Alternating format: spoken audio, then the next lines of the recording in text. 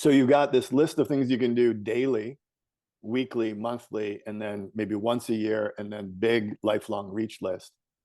And then you put that together, and I call it a Bluescription.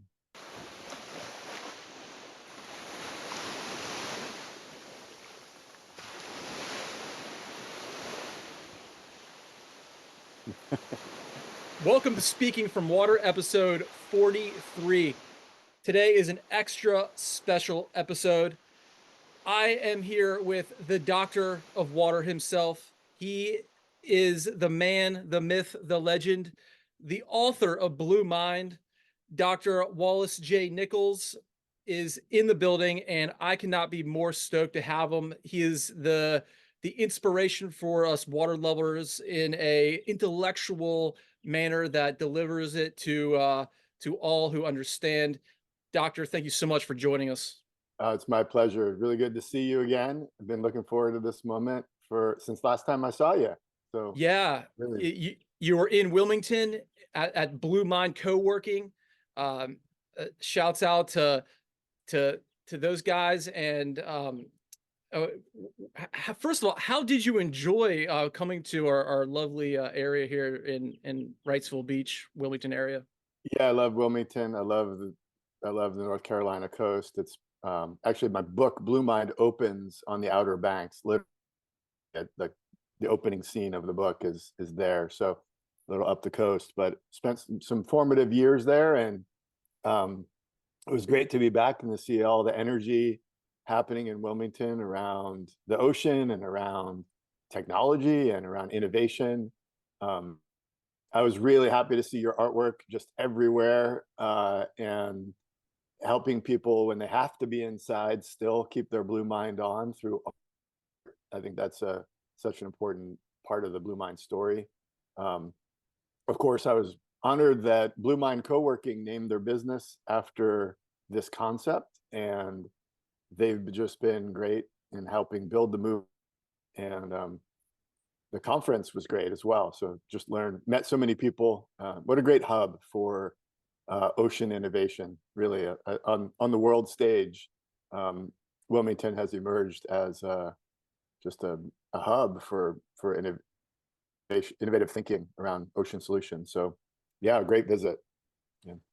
Excellent. And yeah, Michael and Julia, who started Blue Mind Co-working, when I first met them and they saw my artwork and they brought up your book, and I was like, that's the holy grail, guys. I'm so excited that you're starting a whole business around the Blue Mind book. And just for context, everybody, but when I was first starting my career in ocean photography, it took me about 5 years to kind of ask myself the question, like, what is it about this artwork that resonates? What is it about the artwork that I'm going for that gets people excited? And I went into a deep dive myself intellectually. I started going to reuniting with UNCW's library, researching, reading all the work by Kaplan and Kaplan, who I'm sure you're familiar with, and E.O. Wilson, and the biophilia concept. And I was like, yeah, like the biophilia of the earth is one thing, but like really, guys, it's all about the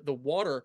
And UNCW asked me to do an art show, and we titled it "The Aesthetic of Water." And your book was the freshman read that year, and it was a great honor to have your book be the thing that the UNCW was just putting on the pedestal. And I think that was the year your book came out. And when I read your book for the first time, I was like, this is it. I shall not go to the library anymore and do the research, because the research is done.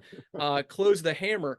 And today, we want to get into your book, but really, I want to start with your history and where you found your love for the water. I know you talk about it at the start of your book, but let's hear it from your own mouth here on this podcast. Like, what's your earliest memory of water, and how did it affect you?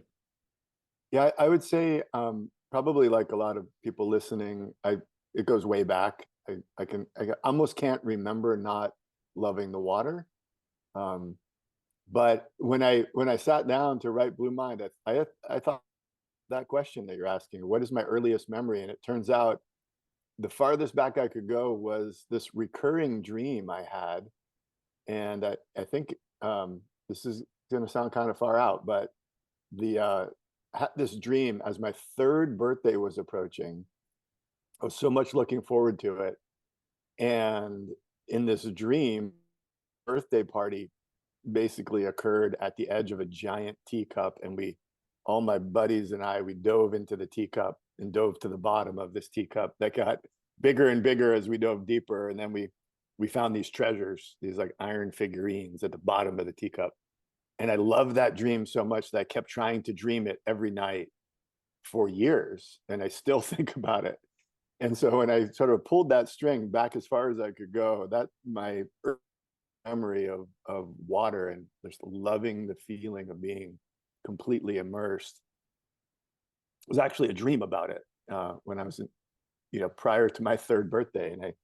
And I remember that it was my third birthday because of the dudes that attended that third birthday party. I had a photo of Steve and Rusty and the gang, and so just that just sounds like a far out story, but it's also a reminder that our memory of water, our nostalgia, our dreams, as a parent, that you plant the in your child as they grow and experience life, and those become who they are and what they care about and what they love and what they fight for.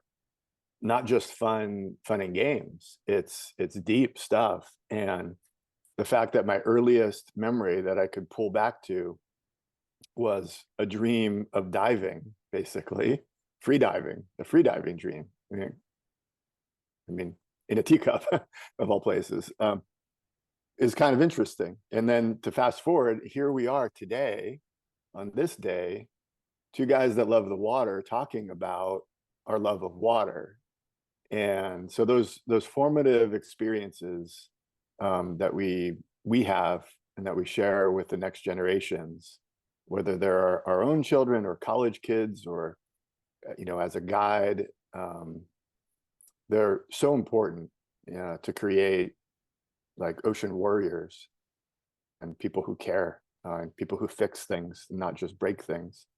So yeah, that's my earliest memory. But then I grew up, hanging out East Coast, New Jersey, Jersey Shore, lakes, rivers, pools. The story, like always the last kid to get out of the water, no matter where we were, pruny and sunburned and salty. Then I wanted to align that feeling with my life, and pursued graduate school and college, studied biology and studied marine biology and wildlife ecology, and decided I wanted to be sort of an ocean conservation biologist, because I wanted to keep that feeling kind of front and center in my career, as well as my personal and social life. So that's the quick version. But I think as a kid, I was pretty shy. I was adopted. I stuttered. I'd had big questions about everything, origins and life. And so in the water, I felt whole and I felt home and I felt safe and I felt quiet, and I didn't need to say things that would sound weird when I stuttered and people didn't ask me questions. And this overstimulating world, even back then, it was overstimulating to me, got quiet in the water. And so I didn't really understand that until kind of much later in writing Blue Mind.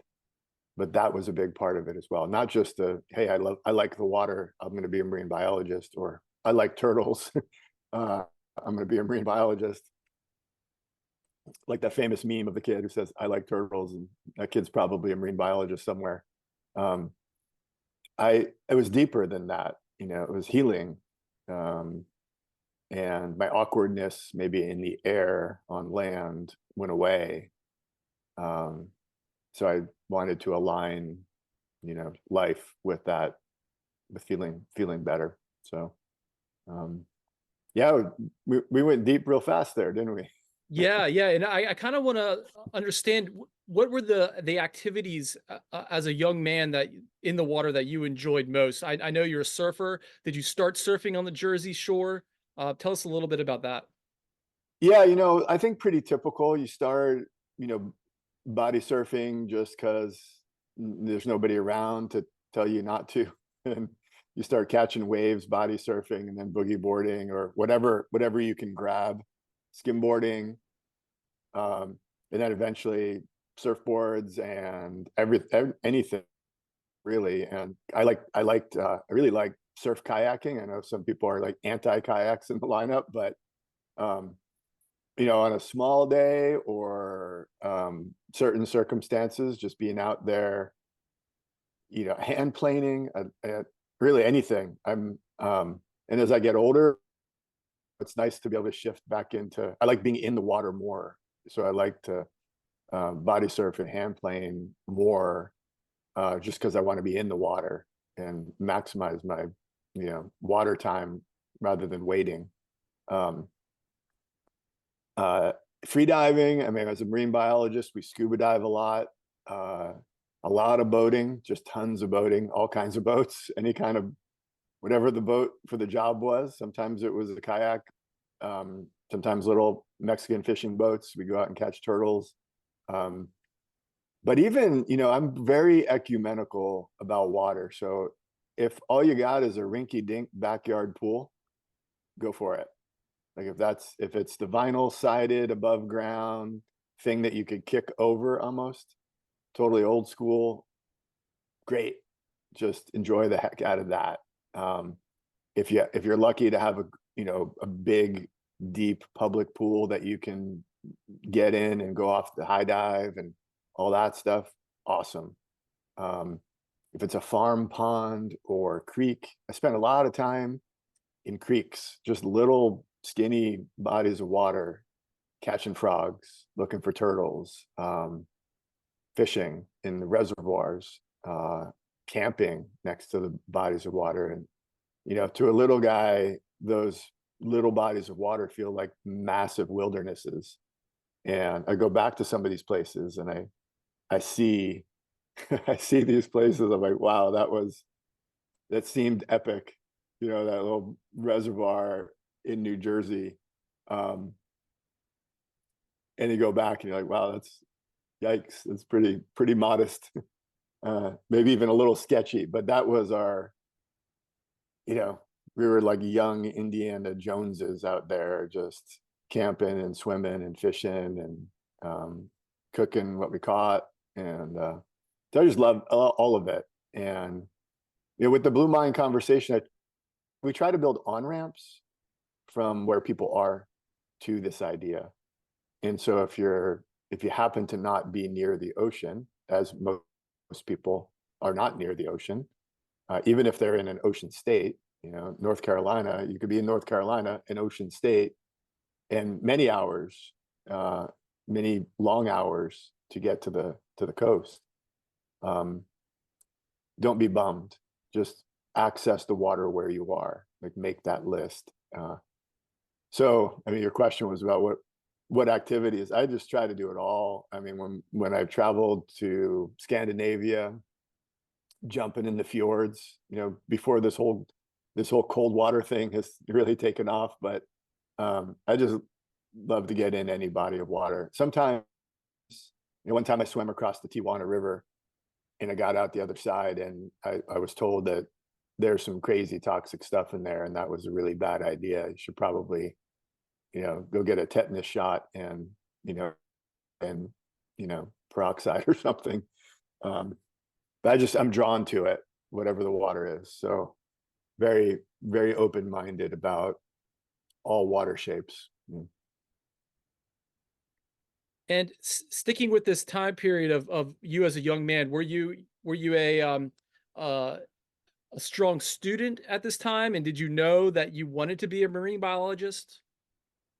Yeah, looking back, I was an excellent student. I was good at math. In high school, I was the co-captain of my math team, but I also played sports. Um, those two worlds didn't overlap that much, but I loved math and I loved writing. Uh, and so, and I loved learning. And looking back on, I went to a lot of school. I got a whole bunch of degrees. I went to the 24th grade. I tell my kids, they think I'm nuts. Like they're not impressed. They're like, "Dad, what's wrong with you?" Uh, but I love learning. I love educating myself formally and and I realized that I wanted to be a problem solver as an adult, not a problem maker or a problem spotter. There's a lot of people out there who will tell you what the problems are and point at them and describe them, but fewer who actually sort of roll up their sleeves and solve the problem. And then there's a whole bunch of people who make the problem in the first place. So, in that sort of spectrum, I wanted to be a problem solver.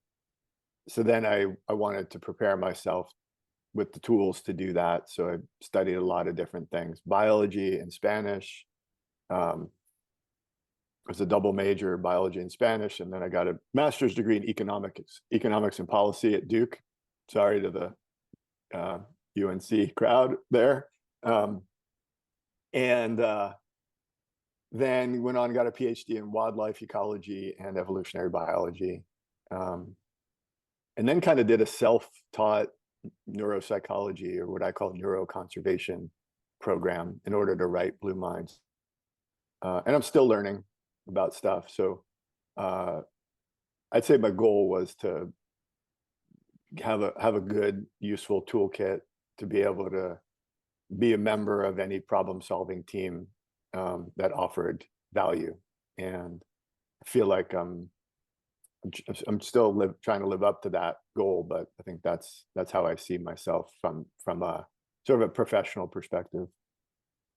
And what kind of struck me most reading about your educational history specifically was your trajectory to Duke. Duke is an amazing school, but it's not on the coast, and you're leaving the coast. You're a young man. You're full of vigor. What made you want to go to inland Duke and begin your education there? And I ask this because there's a lot of kids out there listening, and they're weighing the benefits of like these typically prominent schools versus, say, UNCW is a great school. It's on the coast. But Duke has that standard bearing level. Tell us a little bit about your decisions there. Yeah, so Durham is a bit of a drive to the coast, where the town where Duke is located, for those who aren't familiar with North Carolina geography. So I made that trip a lot. We would head to the coast like every weekend. Every hurricane we would drive to it, because I was friends with a whole bunch of coastal geologists who were like, hurricanes are their favorite thing. So while everybody's evacuating, we're going to study the sand movement. And then Duke has a great marine lab, and so I spent a lot of time there.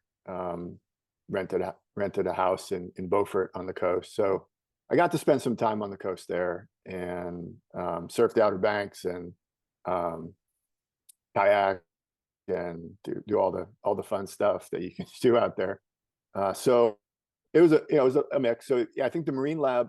So I chose Duke because they have a school of the environment that at the time was rare. There weren't a lot of schools of the environment.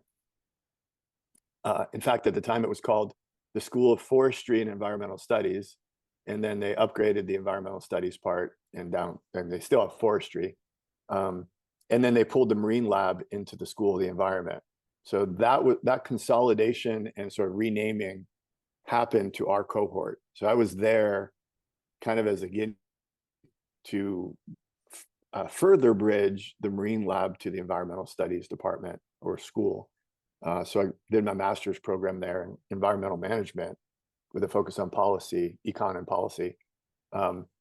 And during, side note, while I was studying environmental economics, I was frustrated that this blue mind component was just not anywhere to be seen. So if you're saying, okay, what is a healthy ocean or a healthy bay or a healthy lake worth from an economics perspective? Well, you have, the resources that can be extracted and exploited. It was considered very progressive to include tourism, surf tourism, or any kind of tourism. And then you have the ecological benefits that were beginning to be better understood as a value. But entirely missing from the equation were the vast emotional wellness benefits that basically have dictated my entire life, and yours, and probably everybody to some degree listening has had their life heavily influenced, if not utterly controlled, by their emotional connection to water. And the fact that we just left that out as not just unimportant or undervalued, but just excluded, made me think that our conclusions as ocean economists studying the blue economy were just erroneous. We were professionally undervaluing this thing that's so important to life. And so my master's degree in part was an exercise in frustration, which was an education in itself, to kind of say, well, this is a big miss, and what do we do about that? And so it took me a while to figure out what to do about it, to get this Blue Mind project going.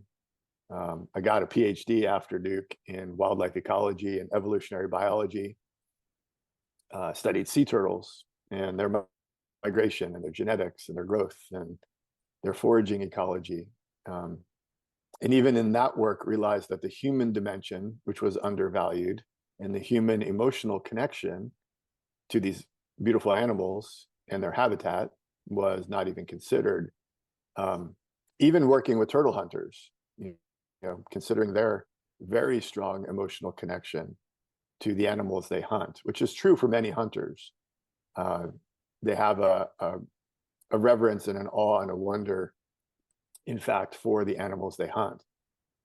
And it turned out that was the most powerful motivator to save this species, the black sea turtle, from the brink of extinction, was harnessing the emotions of the turtle hunters. So that kind of experience, frustration, and insight led to this conversation about Blue Mind. Why is it left out? Why do we so actively exclude it? Not just from higher education and graduate school, but K through 12. I ask people all over the world, did you learn in grade school that healthy water is good for your body, your mind, your heart, and your soul? No, nobody teaches that. Of course, they don't teach it in medical school and nursing school. They don't teach it to environmentalists. If you're lucky and you go to UC Wilmington and it's your freshman read, you got to learn it. But most schools are not using that body of research to teach about water. So we have work to do there. I think that whatever UNC Wilmington did, and whoever was the leader there who made that happen, needs a gold star, and they need to share that with every university on the planet, straight up. I mean, that's a strong recommendation, because I don't think anybody should be allowed to graduate from high school, let alone college, and not understand their own blue mind. It's a water planet. We're water beings. It is the basis of all life, the source of all life. If you don't understand time, you don't get life. You don't get humanity. You can't understand history. You certainly won't be effective as a human being in any endeavor. That maybe sounds like I'm exaggerating my point. I don't think so. I think I'm maybe under exaggerating. So yeah, that was a bit of a ramble, but we can fix a lot of things quite easily. I mean, requiring a group of students to read a book is pretty straightforward. Books are pretty inexpensive. They're, the ebook versions and the audiobooks and the PDFs. I'll send you a PDF. We can do this without a bust in the bank. We just need the leadership. So hats off to the team at UNC Wilmington, I guess, is the point of that long ramble. I wish Duke had taught Blue Mind. They're the Blue Devils, after all. They should be teaching Blue Mind. Well, exactly. And it is all so intuitive. And when you start the conversation with anyone maybe that's not even near the ocean, doesn't have a strong connection personally with the ocean, they instantly get it. It's like, oh yeah, I love the color blue. I love being if I could choose a vacation, it would be at the beach. It's all very, very obvious. And going back to the start here, what year was this when the blue mind concept in your academic life started coming into your consciousness? I'd say, if I had to put a date on it, we have to go back to 2007 when the I started to percolate and I started to form, related work. I wrote a proposal for a fellowship in 2009 for what at the time was a very prestigious fellowship I was nominated for. Would have been 3 years of support to do Blue Mind, and the feedback was that it was too creative. So I didn't get that. That was a bit of a setback. Didn't stop me, but it slowed me down for sure. We did our Science Summit in 2011 at the California Academy of Sciences, which is kind of the Smithsonian of the West Coast. And people told me I was committing career suicide. I had a perfectly fun career going as a marine biologist, but this was, a departure and considered kind of far out, weird. And obviously I disagreed, and we did our first summit. That year, a guy named Michael Roberts, who's an editor at Outside Magazine, he basically followed me around for the year. And then they wrote a great article called Your Brain on Nature. It's an article from that year, late 2011, about Blue Mind. That helped, but people were still kind of, rolling their eyes. So I pitched the idea of the Blue Mind book on the heel side magazine article. It took me until 2014 to write the book. And truth be known, I didn't plan on writing Blue Mind. I wanted somebody else to write it, and I was planning to help them. I wanted to read it. I wanted to read it and do it and put it in practice and teach it, but I didn't want to write that book. And I pitched the idea to the person I thought would do the best job, the late great neurologist named Dr. Oliver Sacks, who you should read, ever written. Truly brilliant man, brilliant neurologist, wonderful writer, and lifelong water lover and music lover, massive intellect. He's my hero. Pitched it to him, and he said, it's a fine idea, you do it. And I remember very clearly what I said to him was, yes, sir. And what I thought inside my head was, holy shit. Like, what did I just say? And it took me 5 years, but I delivered the book to his office in New York City. First edition, hardcover, signed, Dear Oliver, I wish you water.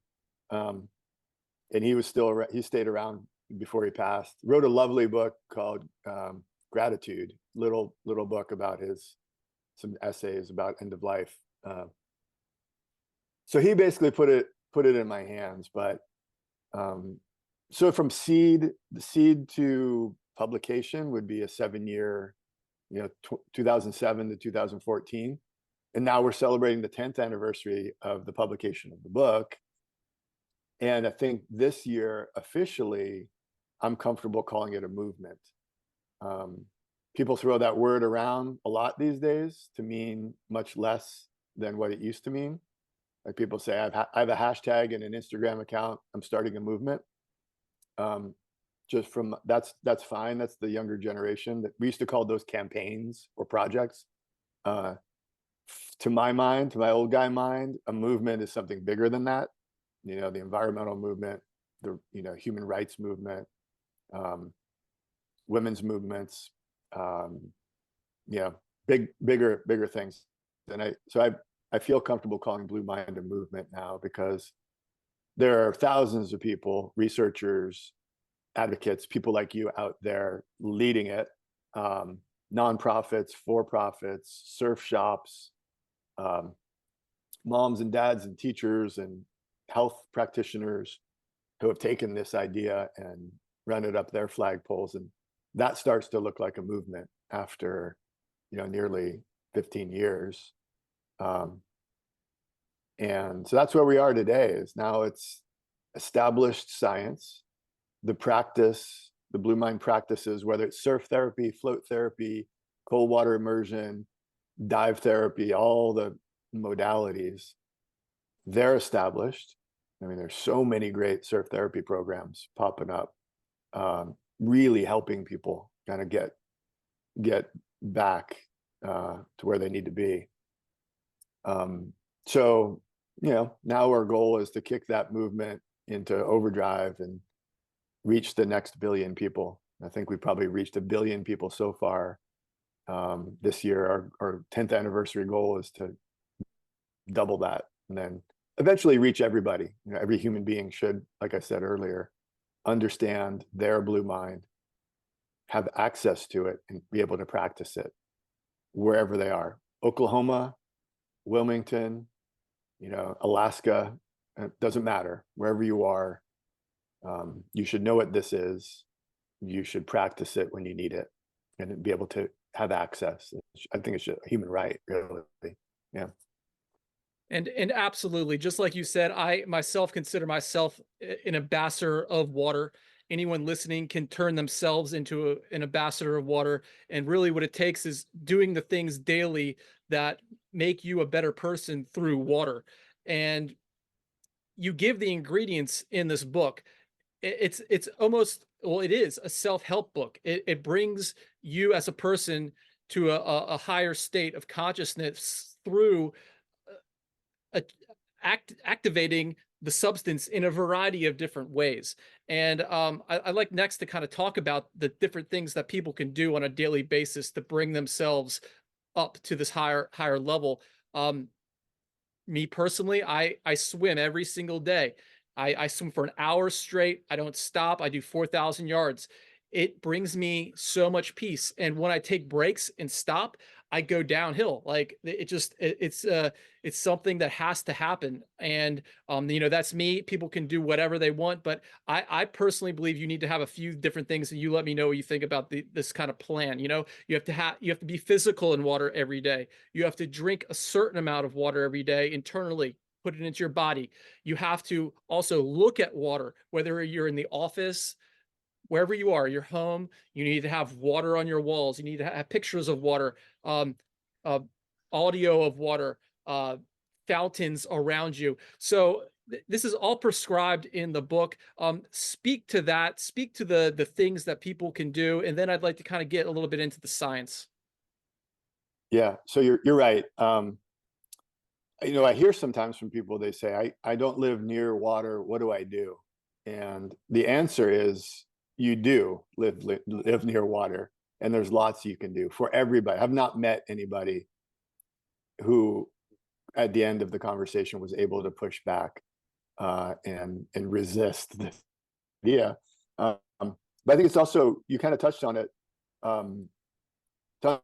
mind well. I think understanding red mind is important, and that's our kind of new normal. Like, the world is busier than it was when we were kids. It's busier and busier. It's harder to step away.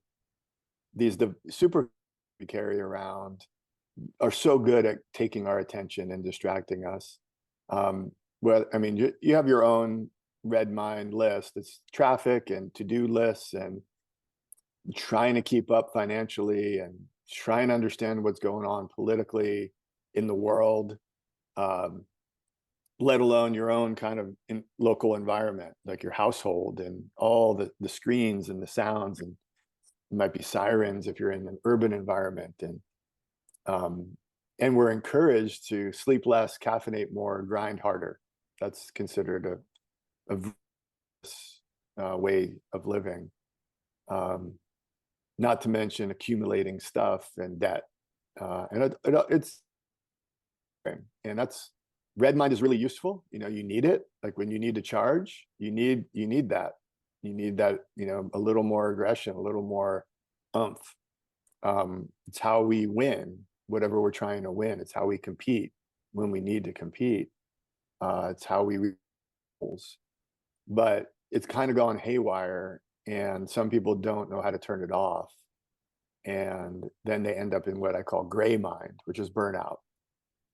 And so red mind is a real logical thing, and so is gray mind.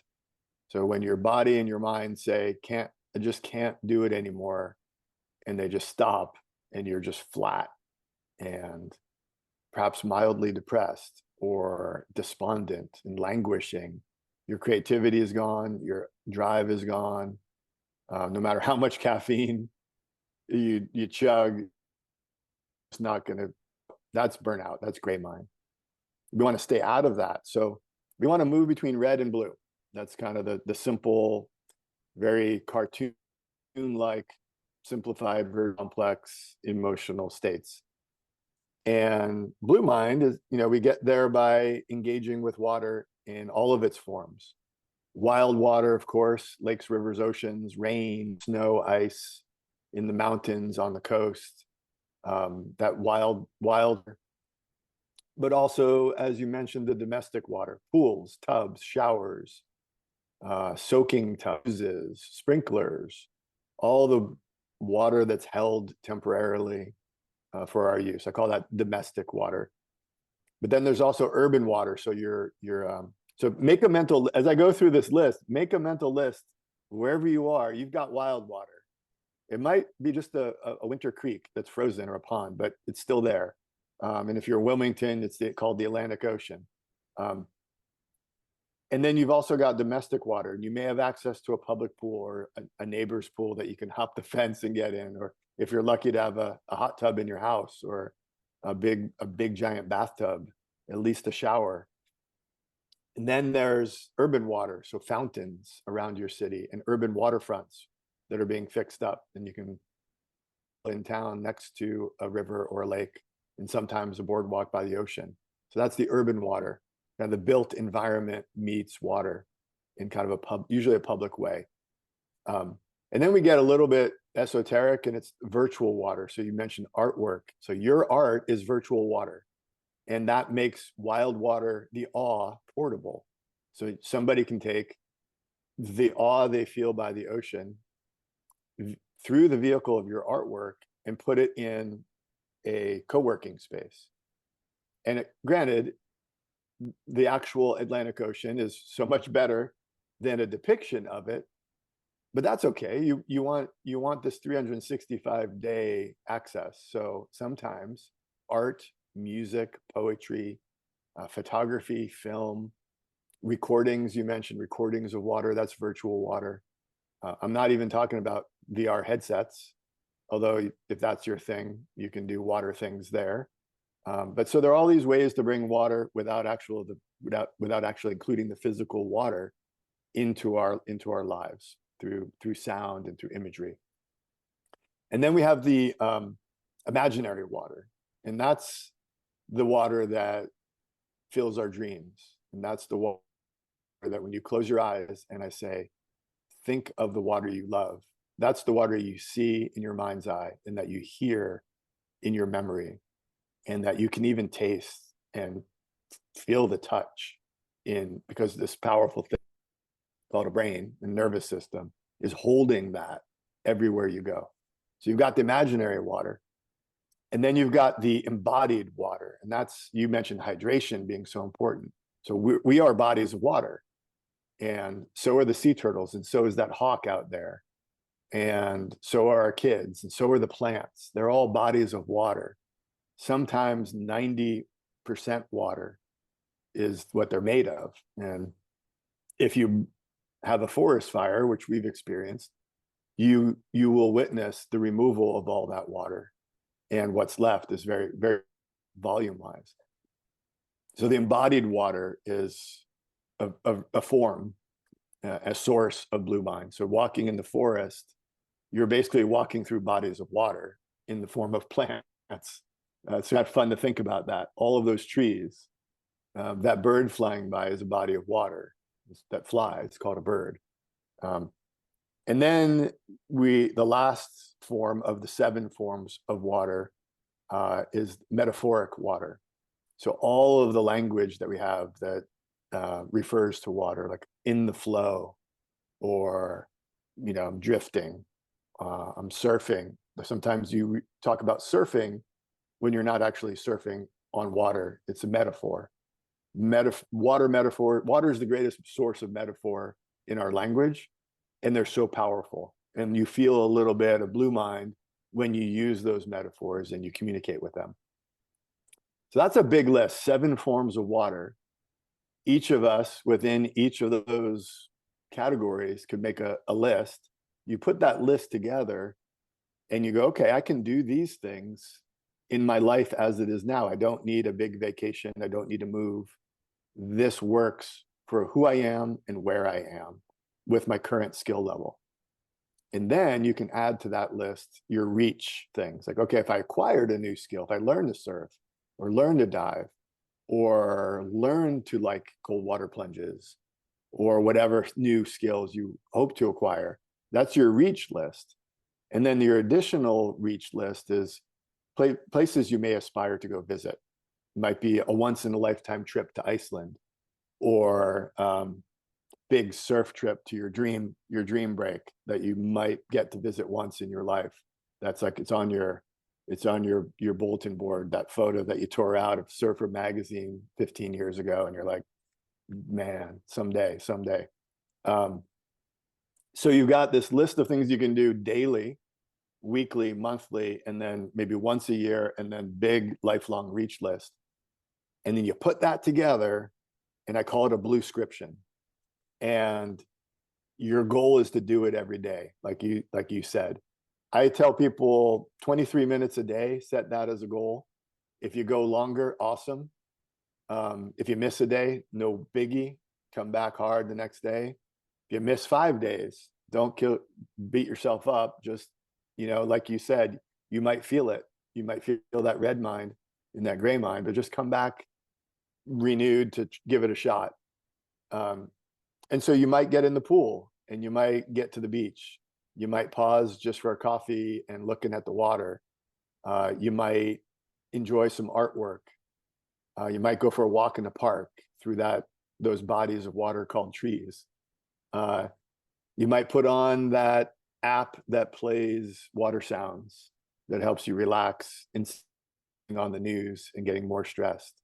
You might start your day with some kind of water activity and a nice big glass of water that you have, slowly ingesting, a mindful shower, a mindful bath, all of these things. Go to a float spa. There's float spas almost in every town now, and spend an hour there just floating in nothingness, once a week or once a month, or just once. Try it.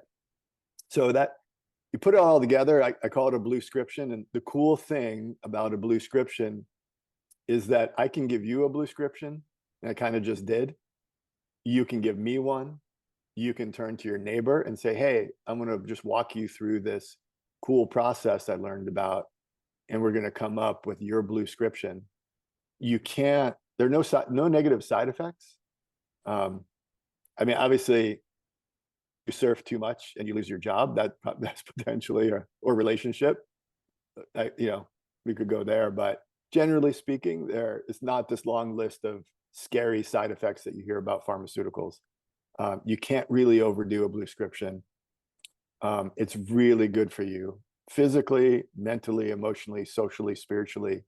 It will, if you do it for a month, promise, this is a hard promise, you'll be happier, you'll be healthier, you'll be more creative, you'll be calmer. I promise, 100%. There's no way it doesn't work. And so you might be thinking, oh, this water thing is kind of nichey. No, it's not. I think this is the biggest, most important conversation we could be having, that connects to a lot of the big problems, societal problems that we are trying hard and failing at solving. And so it's a simple, as you said, intuitive and transformative concept. You don't need permission to create a bluescription for yourself, for your family, for your colleagues, for your friends, for strangers. That's the cool thing about it. You don't need a medical degree to create a Bluescription. The science is very clear on the efficacy of these activities. And one of the coolest things about water, I think, in this sort of wellness realm, is that these things, these little supercomputers that we're all walking around wearing on our wrists or carrying in our pockets, they don't like the water very much. Actually, they hate it, especially the salty water. They do bad things happen. You wreck your expensive technology, like those headphones and this laptop I'm sitting in front of, iPhone. It does not like to surf, man. It does not like to cold plunge. It does not like to swim laps. That's good news. That's the best news, because you don't need more screen time. You need a hella less screen time. And water is going to help you. It's hard. I'm telling you, it's hard to break away from this technology. It's almost impossible for our kids. But the water, it's easier when you're at the water. Yeah. Bluescription, I love it so much. And on that final note you just touched upon, the the idea of boredom comes to mind. And people say to me, "Oh, Sean, I hate staring at the bottom of the swimming pool. It's so boring." And I'm like, guys, that's the best thing ever. We need more boredom in our heads. And that's why we do it. We need boredom. Speak to boredom and the importance of it. Yeah, it's such an important point. I think we're losing the ability to do solitude, to sit quietly with our own thoughts. And history is very clear. That is the time that we are creative. That is the time where the aha moments that have changed the world occur. If every time you feel that little couple seconds of boredom and you quickly turn to a screen and you consume somebody else's creativity instead of being creative yourself, you're outsourcing. You're consuming some dumb shit, frankly. Some of it's brilliant, some of it's beautiful, but I watch kids watch their screen, and then I look and like, what's on there? And it's not good necessarily. And so we've replaced this solitude and boredom, which leads to creativity and leads to mind wandering, which is a good thing, and leads to new ideas, with stimulation from somebody usually who's trying to sell you something. That if you do that with enough people for enough time, it hurts us. It hurts society. It shifts, changes our brains, literally. And then you have to do a lot of work to kind of get back. And there's a guy, University of Virginia, Tim Wilson, and done some work with him. He's a psychologist. Maybe, I think he is or was the head of the psychology department there. He did a study of college kids, and he had them come in one at a time into a room, windowless room, featureless, windowless, sit at a table, no devices, no screens, no phones, no notebooks, and one button in front of them. And he said, go ahead and press that button. And if they press the button, it shocked them and their butt. Mild shock, not too painful, but unpleasant. And he said, would you like to feel that shock again? Universally, they did not. Would you pay to not feel that shock again? Universally, they would. How much would you pay? Results varied. And then the actual experiment began. The experimenter left the room and said, I'll be back. Just sit tight. And left the kids, college kids, in that room for 6 to 15 minutes. And the majority of the young men voluntarily shocked themselves, because the boredom of sitting quietly with their own thoughts 6 to 15 minutes was more painful than the pain of the electrical shock that they previously said they would pay to not feel. Fewer of the women shocked themselves. So I don't know if that's good news or what. It's definitely not good news for our guys. One kid shocked himself 180 times. That was considered an outlier, not included in the data, but probably sent to student services for some kind of analysis to see what could be done. But we can all identify with that. So we hurt ourselves. We're so desperate to not be quiet with our own thoughts and experience solitude that we're willing to substitute an electrical shock versus the feeling of, let's call it, boredom. But it's in that space, I call it blue mind, in that quiet, calm, contemplative space that we can really get creative. And it's kind of a cliche that creative people go to the water to have good ideas. I know musicians that say whenever they're stuck, they go to the water. Writers, poets, painters, they go to the edge of the water, they go to nature, and it gives them the privacy, the solitude, the productive boredom, the creativity. And that's not magic, it's neuropsychology. And these devices, these screens, are stealing it from us. And when I talk to young people, one of my favorite questions is, what's the coolest thing that's happened this week on social media? Y'all spend countless hours daily, weekly, monthly. Out of the year, it's an insane amount of hours spent on these apps. What's the coolest thing that happened this week? And the answer I hear most, almost universally, is, I don't remember. Wow, you could have learned another language. Like, you could have written a book, and with that time, you could have graduated early. You could have started a small business. You could have been surfing. You could have been swimming. You could have been improving something. That's a lot of hours, and you don't remember what was cool. Sometimes it'll take a little while, and they're going to go back in their memory and try to remember something cool that happened or something they learned. And some people do use technology to learn, and I think that's great. But the mindless doom scrolling, or just kind of flipping past things at like milliseconds per image, is registering and putting money in somebody's bank account, but it's not serving our creative youth very well. I spoke at a tall ships conference in Baltimore 2 weeks ago, and these are organizations that take young people out on these historic schooners, sailing for a weekend or a week, and then the kids learn how to operate a ship. And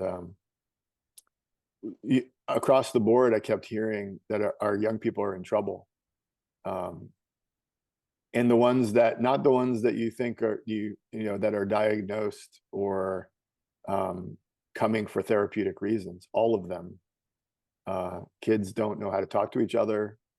They get on board these ships, and one instructor told me that a kid said, I didn't know that I knew how to make friends. I learned that I can talk to people I don't know this week, which is awesome, but also kind of heartbreaking that young person didn't know that about themselves until they got away from the technology at sea on a schooner.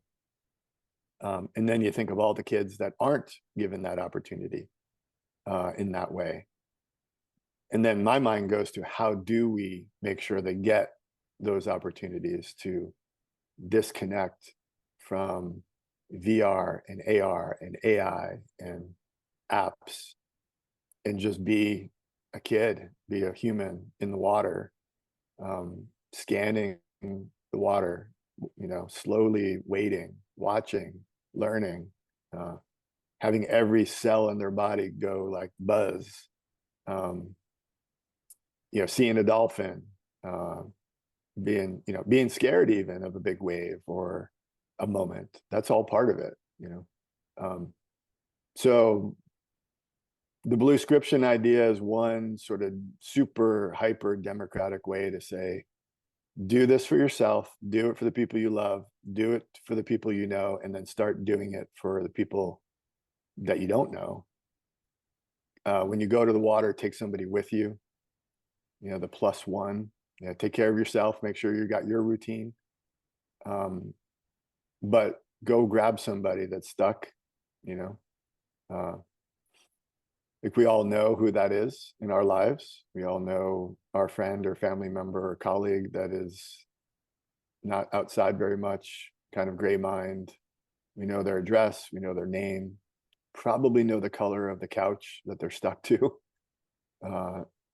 Go get them, get him, them, grab them, grab their hand and go, bring them with you to the pool, bring them with you to the beach. They might be like, I don't know how to swim. Cool, we got you, you get floaties. No excuses allowed, Promise it will be a good day for them. Better than that couch, better than that gray mind. Probably we'll have a good conversation with them that wouldn't have happened otherwise. Getting away, from the technology and the indoor stuff. So yeah, that's the idea. Can you share what your daily Bluescription is, your routine? Well, my life is like the opposite of routine. I admire people who have like solid routines.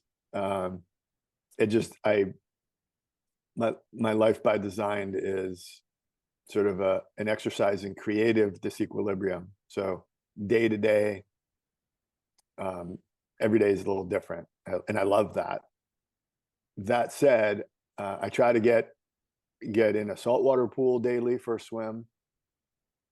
And even that, I do all kinds of range of motion stuff. I have hand paddles and all these little cool things and floats and ankle weights, and I it's kind of like CrossFit in the water. Just do a whole bunch. I feel like I'm physically healthier than I've been since grad school right now because of that, moving my body in the water intentionally daily. I try to get to the bodies of water wherever I'm located geographically. So if I'm on the coast in California or in the Midwest, go to the rivers. If it's winter, snow is water, snow and ice. Frozen ponds are awesome. If it's an urban environment, so traveling a lot, kind of on the road a lot, I'll just seek it out. Had a wonderful conversation yesterday with a guy named Justin Einstein, who's the top researcher, neuroscientist, who studies our brain on float tanks. And a brilliant guy. Look him up and read everything that he's published for sure. So if you're stuck in a city and you need your blue mind, just Google closest float spa and then sign up and go float for an hour. I like doing that. I like to keep it interesting, and I struggle with if I make a routine and my life sort of shatters the routine. So I just have embraced disequilibrium a bit. And if I'm in a place where the tap water is slightly above freezing because it's that cold outside, I'll try to fill a tub up with 39-degree water and do a cold plunge in a bathtub wherever it is. You don't need a cold plunge facility. I practice that regularly. I love getting into steam or sauna and then into an icy cold shower or a cold plunge. So I do that whenever possible, back and forth. And everything outside. I get to go cool places, and this Tall Ships conference was in Baltimore, and got to go to the Baltimore Harbor and go and get my blue mind on with the director of the aquarium there and walk around and see all all the cool things they're getting their dolphins back into the wild under the leadership of the aquarium, and it's fascinating to see what they're doing to rewild these dolphins and go hang out in, behind the scenes with the dolphins there. Um, so yeah, it's a I feel like a lucky man in that regard. That I wrote this book that then gets me into interesting places. And I have to say, they're not all sort of beautiful, tropical, warm, healthy oceans. It's a little bit of everything. From Flint, Michigan, where there's this, heartbreaking water crisis, to, Turks and Caicos, where it's tropical and warm, to Baltimore Harbor in February, which is its own thing. So every day different, and and I try to enjoy all the things I learn. And then, talking to you is like today, the highlight of my day is this conversation that we've been looking forward to. And I just get so excited, to share ideas with a guy like you, who is then rippling them out to a bunch of people I'll never meet.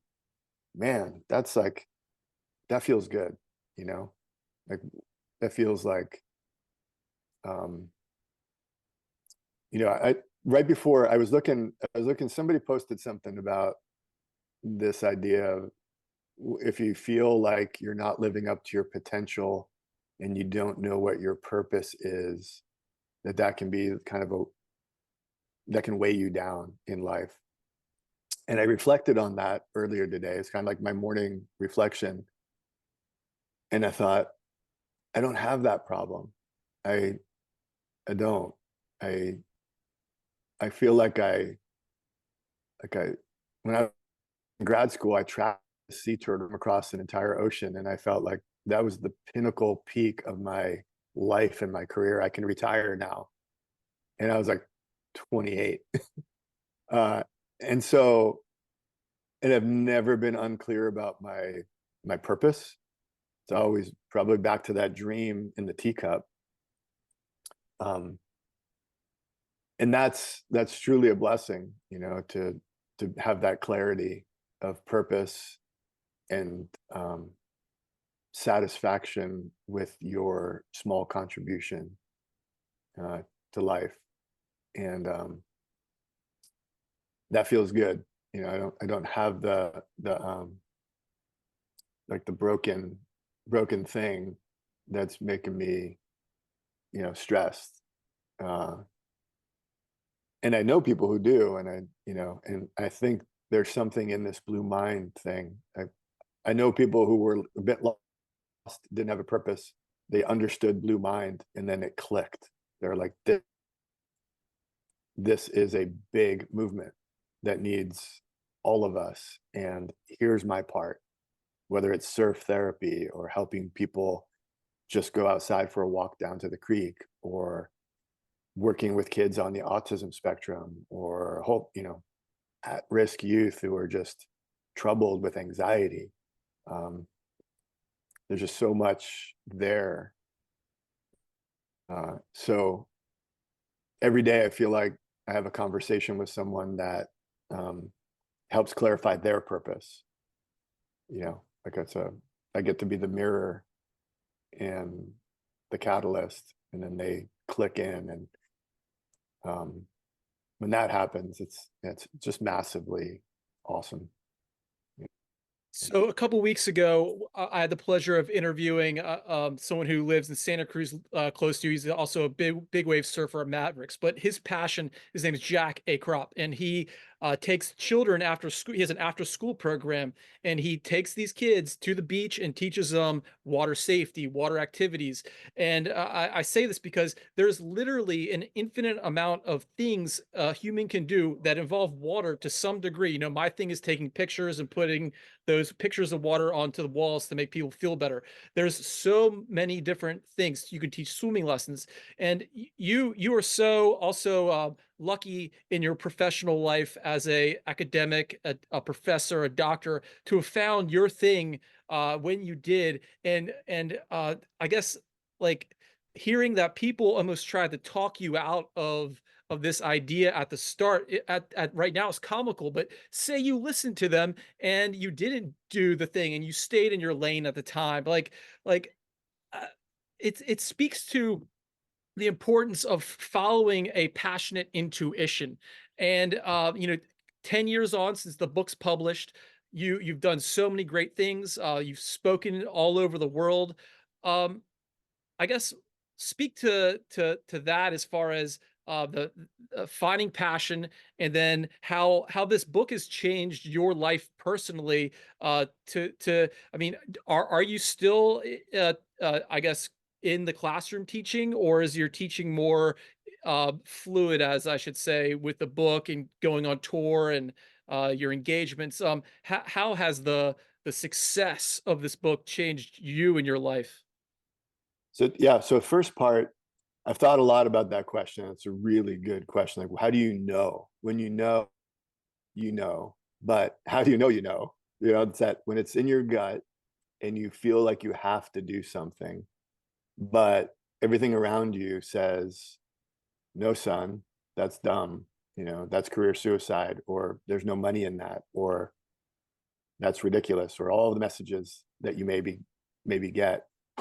And there's a possibility that those people are right. So you don't want to spend years like running in circles, pursuing something that's really not, a good idea. So that's the tension, right? Um, and I'm on this side of that kind of people who sometimes have is, and they sometimes are great, and they're being told by everybody else that they're not. And then sometimes they're not great for fully formed, clear ideas. But I don't want to be the guy that says, that's career suicide, or don't do that.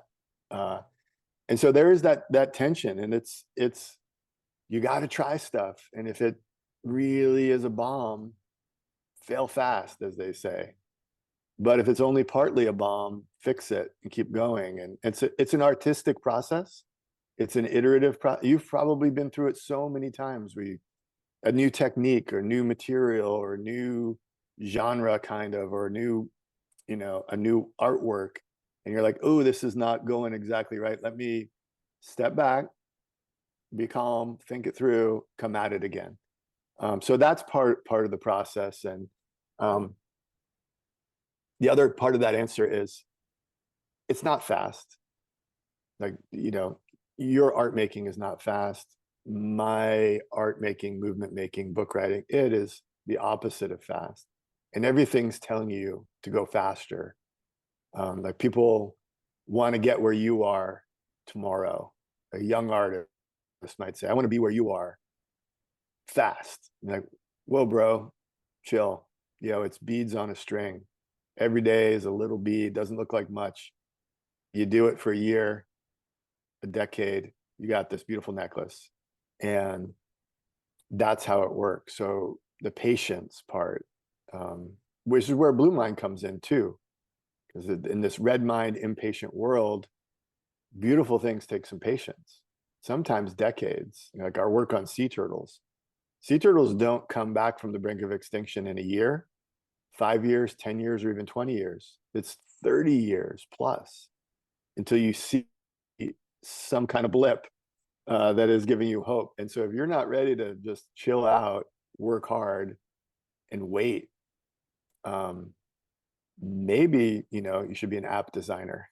That's cool, but there's a patience to it as well. And so, I would say writing Blue Mind and sort of not handing it off, which was my original goal, and accepting the challenge and stepping up in that, and being the cheerleader for the idea at this point. I'll be completely honest, it drained all my tanks, right? financially, emotionally, physically. I was all in practicing Blue Mind, but then, we had this thing called the pandemic. I lost my mom. We lost our home in a wildfire. I was not as resilient as I should have been. Um, and say now, in taking my own advice, in the wake of a wildfire during a pandemic and losing loved ones, saying, okay, Blue Mind guy, this is like a combo shitstorm. What are you going to do? And I knew what to do. Water, water, water, water, in the pool, to the creek, to the ocean, to the beach, the cold plunge, the sauna, and just refill my physical and emotional and spiritual tank, and then start working on refilling the financial tank so that I can be strong, and say yes to projects. So yeah, from a distance, maybe it looks cheerier than that, but I'm going through the life that everybody through, and dealing with the sleeplessness sometimes, and then putting on, ocean sounds in the bedroom in the middle of the night to try to nurse myself back to sleep. All that, raising a couple kids that are in college with those bills and stuff. So it's I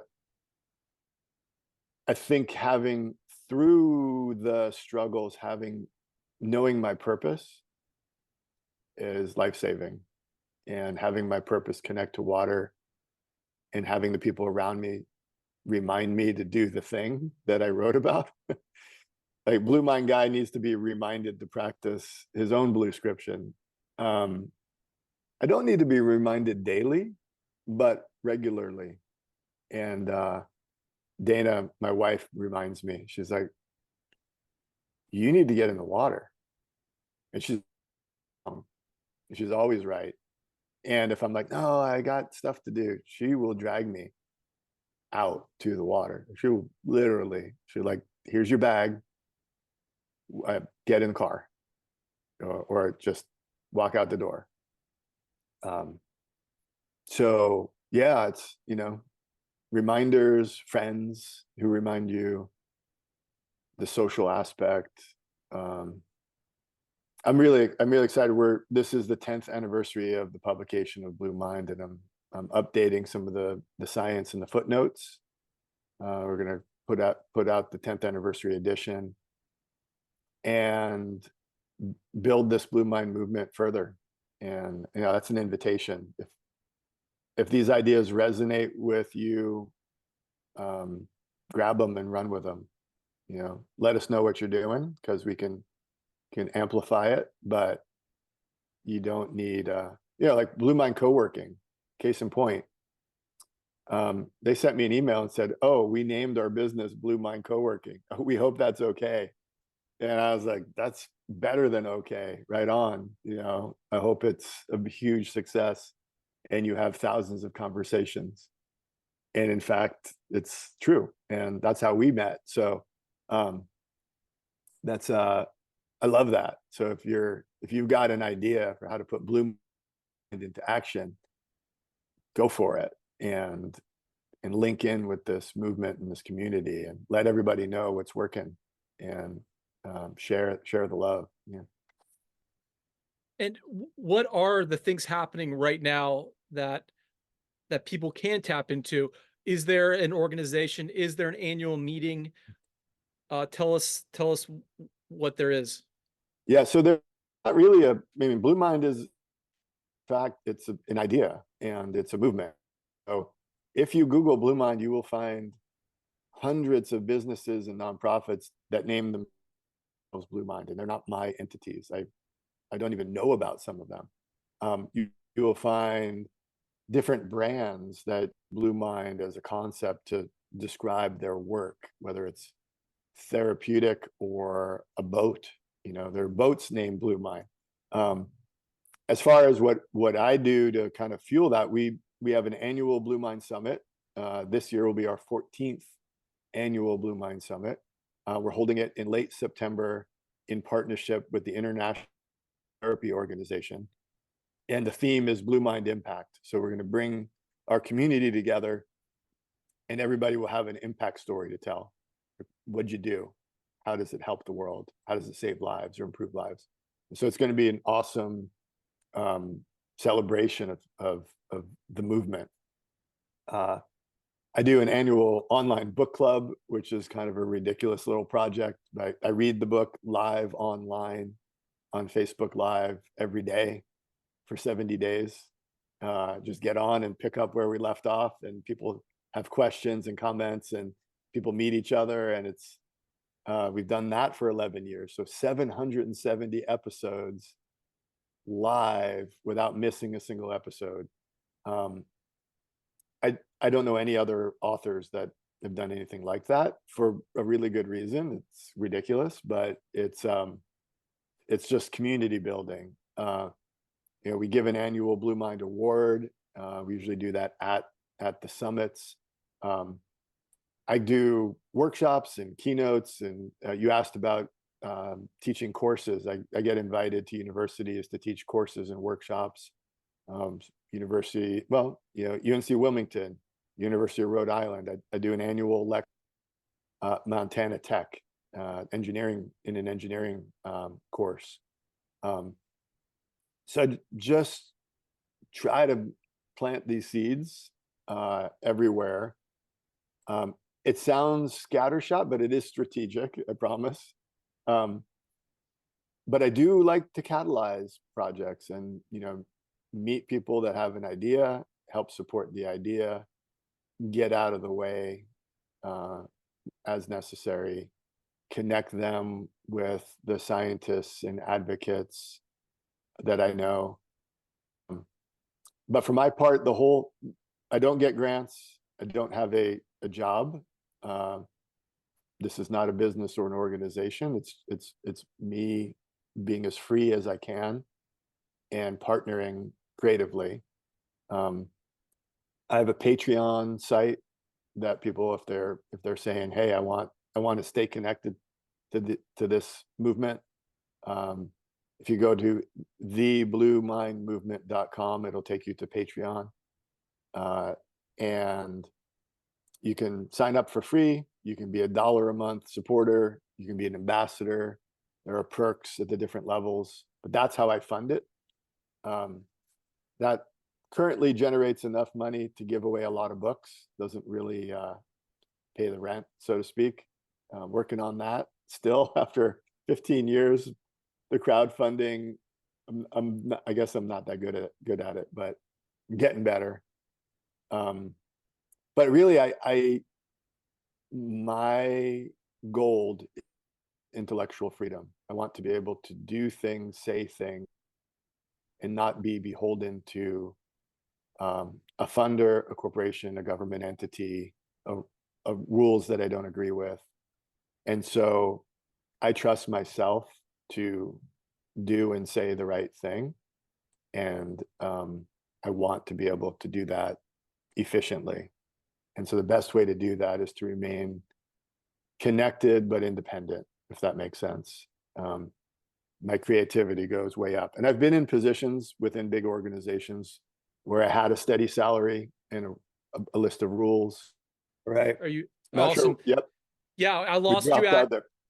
Okay, here. This is key. I lost you at. You had a list of rules, and I want to expand on this because this is one of my key questions here. So we're in a very unique period in academia.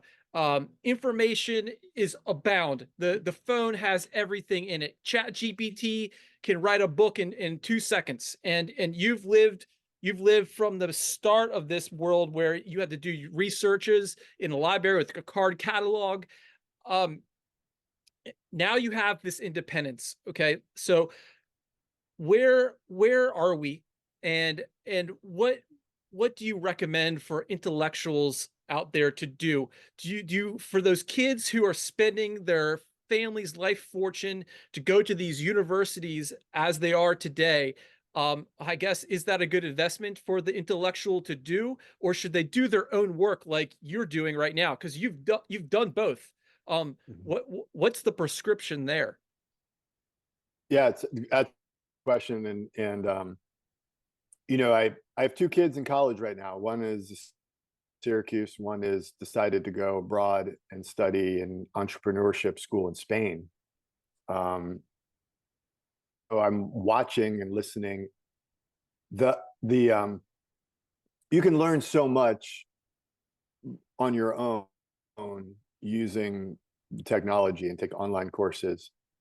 Uh, but what you don't learn are the soft skills, which are like, how do you interact with fellow human beings in hard situations, in snowstorms, in the classroom? How do you collaborate physically and in person? And so I see the strengths of an education at it's called a traditional university, partly through that lens, and I see it now through my visits, my short visits to universities, but also my daughter and her 4-year experience. Starting mid-pandemic after our house burned down, she went to university, the day before our house burned down, and she's been at it. I think what she's learned in the classroom has been, well, we'll see if it's useful, but what she's learned in the this university environment, the social network, really is probably the most valuable piece. And that's hard to do on Zoom. Like my connection to you is so much deeper because we've been in a room together. I've stood in front of your artwork. You've talked about it to me with like through actual air.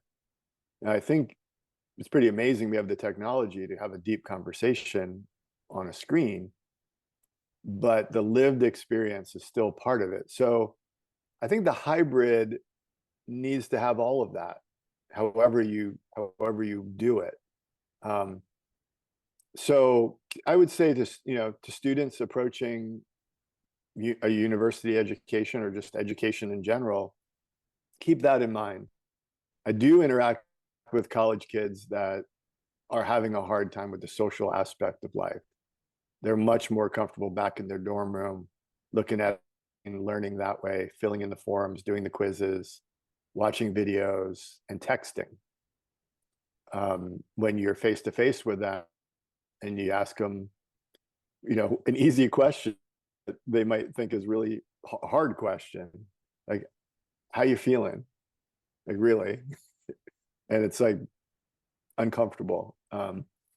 So I think you want to learn the stuff, learn how to learn, but also learn how to be a human, like living in the air world, living in the water world. So that's not a prescription, really.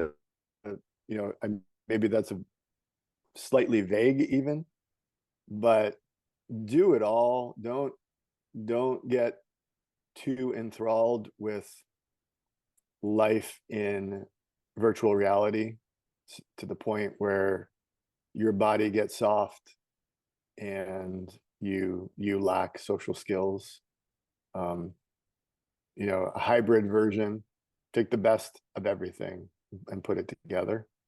The financial part of it, the debt, the heavy bill, that's a whole other challenging question. I'd say if you're near a good university, like do those first 2 years at a community college where it's a good education, it doesn't cost you an arm and a leg, and then go from there. I've enjoyed all of my academic experiences. I mean, when I went to Duke, they won the national championship. That was like an education in itself of just mayhem. Camping out to go to a basketball game was just like a weird thing, and I'm glad I did it. So those are the experiences outside the classroom that a university environment or a tall ship environment can provide. Uh, um, but you mentioned AI writing the book. I don't know if I asked AI to write Blue Mind for me, if anybody would be able to stomach it. I mean, would it be even readable, or would it feel like AI wrote a book? Um, how do you weave a narrative and bring in personal stories? And so I think there's a human component to art. I don't AI is just going to replace artists and writers. Um, but maybe people will, look more at, here's a comparison. In the music world, things have changed a lot. So we started with Napster. For those who remember Napster, you got Apple Music, you got Spotify, you got every song in the world you can pretty much listen to for free somewhere. What has that done? Well, that's pushed people into concerts together.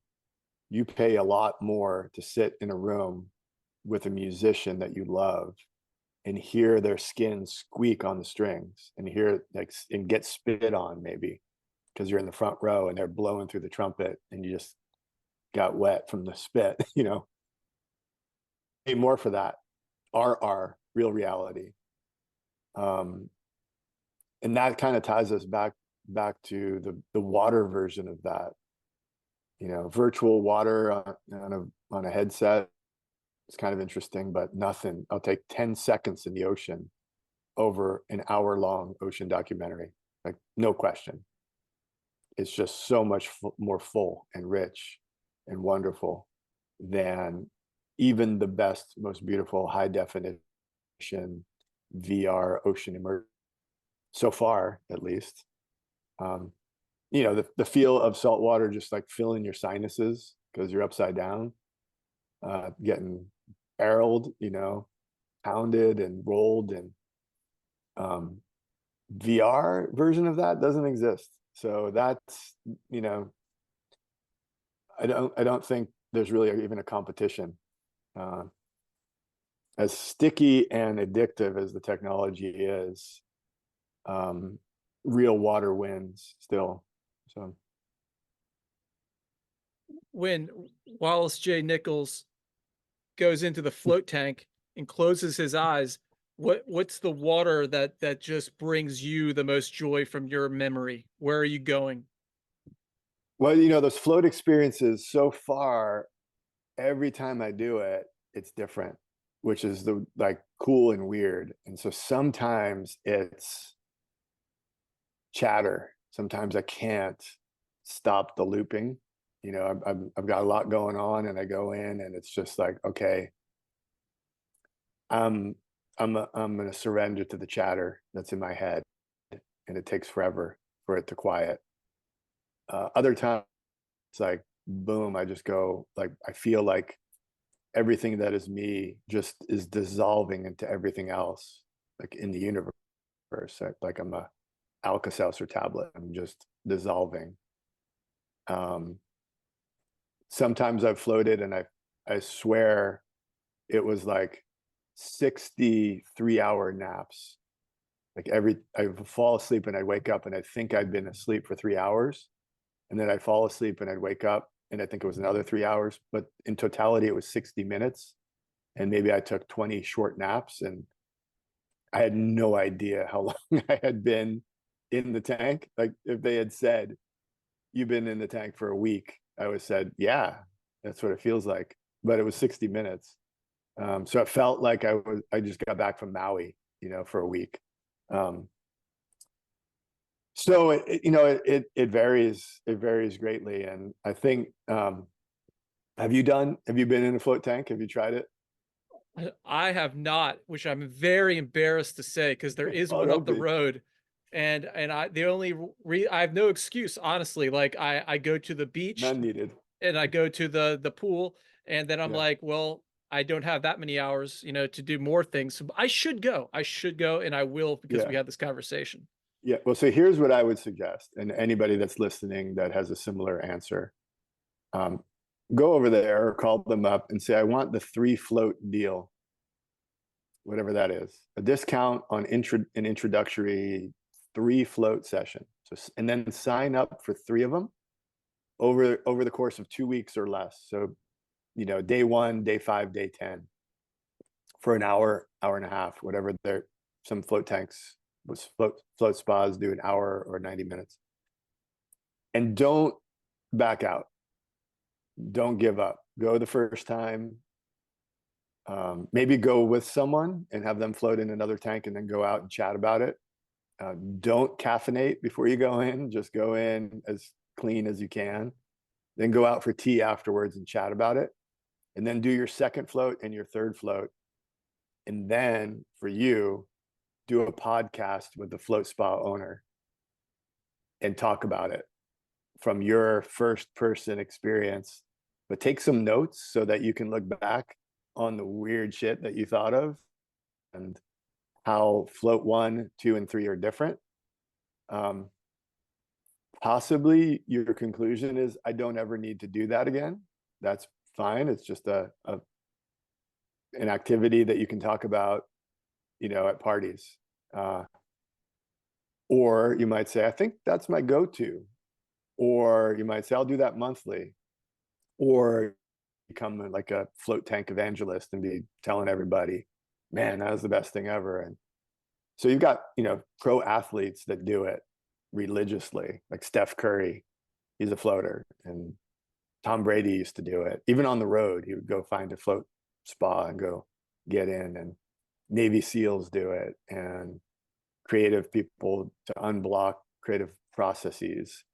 And then I know people who do it and they're like, that was interesting. I don't need to do that again. So turn it into a little like podcast theme, because you're a water guy. Do it.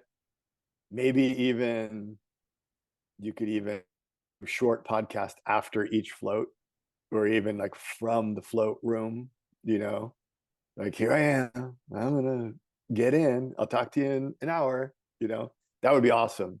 Love it. I think I'd watch that. I'd listen to that. I think all of your listeners would be curious. And is there a as an artist, mindset? Is there a mindset one must go to before getting in that you can recommend? like I said, don't go in caffeinated and totally jacked up. You will inevitably have some discomfort with the level of nothingness that you experience, because there's no light, no gravity.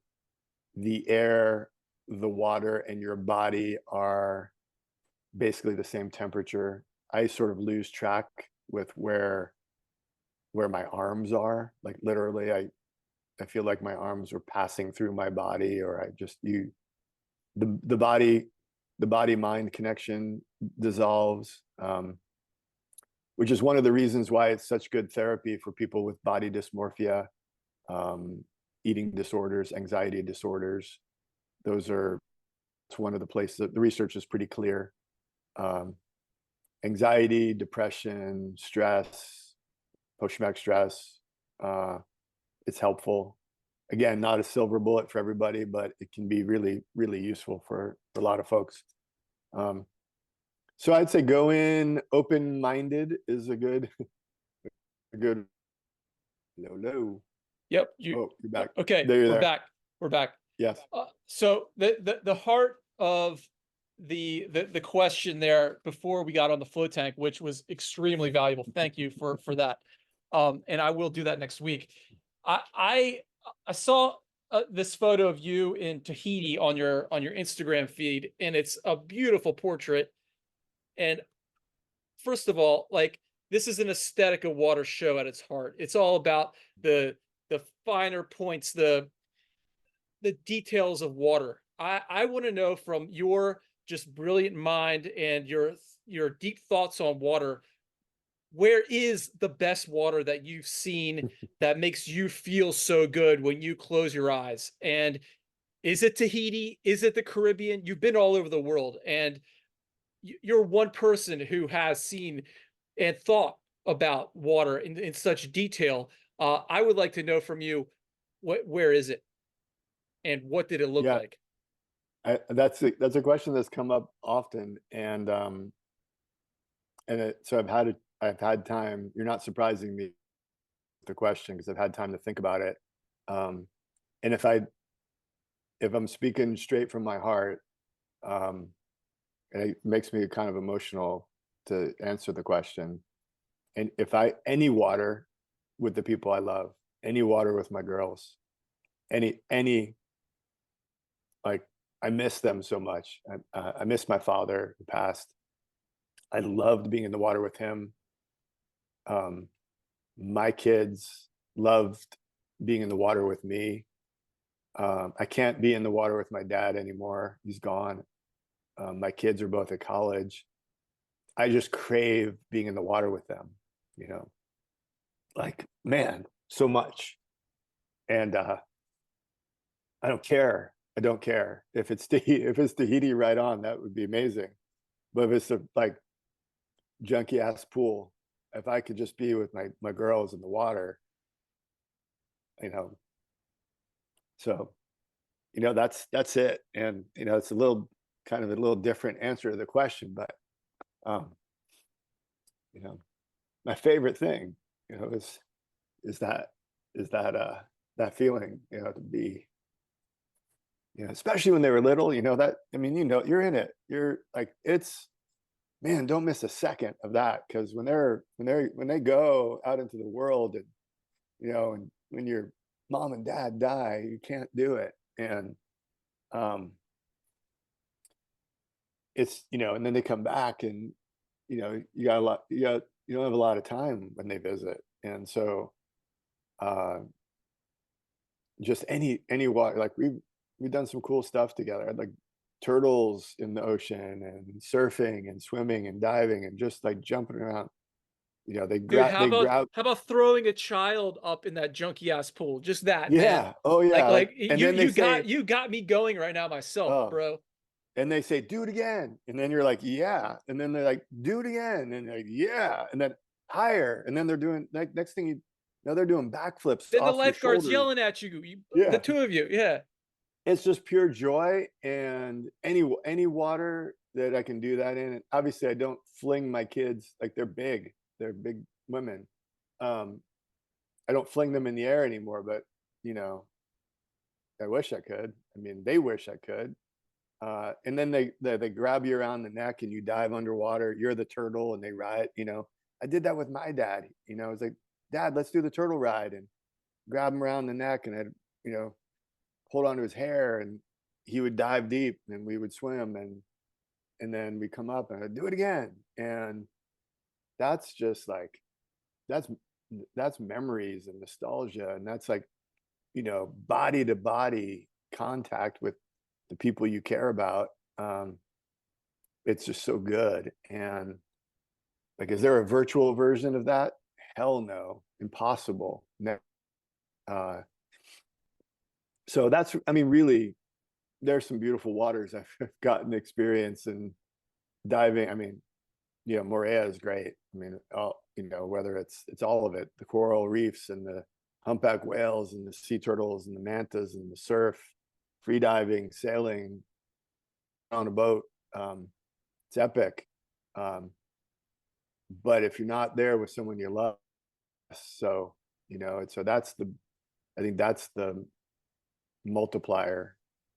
Any water with someone that you want to be in that water with, is the right place. And we miss our girls, and miss those times that we had, but look forward to more. See where life goes, and where the Nichols family gets to travel. But yeah. And so deep, and it really goes back to the ethos you started this conversation with, is you don't need the ocean. The ocean's great, the Tahiti water is great, but you got the neighborhood pool down the road. Anyone can achieve these bodies of water anywhere. You just have to access them with your tuition. So I before I let you go, tonight I'm going to UNCW, my alma mater, where you spoke. I have the honor to speak with the Plastic Ocean Project. It's a club they have there, and I'm thinking about what I'm going to say. It's all about plastic in the ocean and the environment. I have a few ideas, but I want to know from you, the professor, how what are the answers right now aside from the obvious of picking up trash on the beach, reducing, recycling, and those plans. Like what is it that the people can work towards regarding plastic in the ocean? Yeah, two big ideas. I was thinking of this. I saw that you're speaking on this topic tonight. Two big things, two kind of high level. So I've been working on plastic pollution since about 1996. That's a while. And when we started, people said it wasn't a problem. And that, again, one of those back was don't screw up your career. Plastic isn't a problem. And now, fast forward 2024, kings and queens and Kardashians and rock stars care about it. I mean, there's 1,000 organizations around the world working on it. So much research. We know it's a problem. We know what needs to happen. We're moving. There's a movement. That gives me optimism. And there's all kinds of reasons to be upset and angry and concerned. All of them. It's a horrific mess. But that we've gone from people in my lifetime, in my career, people saying it's not a problem, you're wasting your time. What are you going to tell people to use less plastic? It doesn't really hurt the turtles if they eat it. To where we are today, that's progress. So just make sure just echo that. Say, I talked to this guy, he's been working on it for a while. He just wants you to know. You may have discovered this problem 2 years ago, but crap load more work to do. It's probably going to get worse before it gets better. That's one piece of the message I would share. And the other thing is try as hard as you can to approach it with kindness at every opportunity, with love and kindness and awe. Love for the ocean, love for people, love for wildlife, love for nature, love for the animals that are being impacted, love for the future generations that are going to deal with our mess. And I say that because our politics and our environmental movement is often just so divisive and sharp and angry. And I get that has proven to get us nowhere quickly. Every success I've been involved with has been by working with the so-called enemy in solving the problem. So the Black Sea turtle is booming. They were on the verge of extinction and everybody thought it was too late. There was no funding. But by we, I mean a bunch of biologists and a bunch of turtle hunters saved them. Big success, quietly, without a lot of fanfare, by working together. So there's opportunities for weird, unexpected partnerships. Nobody wants an ocean activist in their face yelling at them. That won't ever win the day. You're not going to save the ocean by arguing with people and downloading a whole bunch of facts all over them. It just doesn't work. Or scaring them. Or making them feel really, really bad. They're not going to join our club. So as hard as it may be sometimes, to try to be as kind as possible and approach somebody who may have just dropped their plastic crap on the beach, go up to them and say, hey, we're trying to win the cleanest beach in the world award. Can you help us? Right? That sounds like it might work versus like, you asshole. The fuck you doing? Pick your shit up. I'm gonna kick your ass. That's maybe our tendency. But so yeah, use positive psychology, I guess, and and there's a place for lawsuits, class action lawsuits, and that's a tool in the toolkit. Um, but we're trying to build a giant movement, and the way you do that is by bringing people on board, through success, through positive outcomes and creative solutions and fun. And so, my kids, when they were little, they get really upset about people leaving their trash at the beach, and I had to kind of constantly say, we're gonna solve this problem through kindness and through meeting people where they are. Um, and you might think that sounds really super naive, but I'm 56. I've tried a whole bunch of different things, and got involved with this plastic issue at the beginning. And butting heads doesn't get us there. What's so exciting is all the different, the material economy, all the innovation, and making our stuff out of better materials so that it does the job it's supposed to do, but doesn't create these side effects that hurt us and hurt nature. That's just a huge opportunity to kind of redesign everything, from the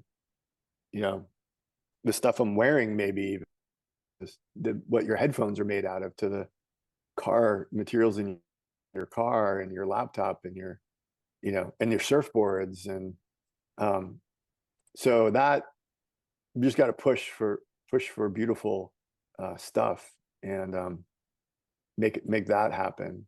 But that's, again, it's more creative and kind, and kind of winning that way. So optimism and kindness, maybe, it would be what it boils down to. And keep that, keep the hammer in your back pocket when you need it.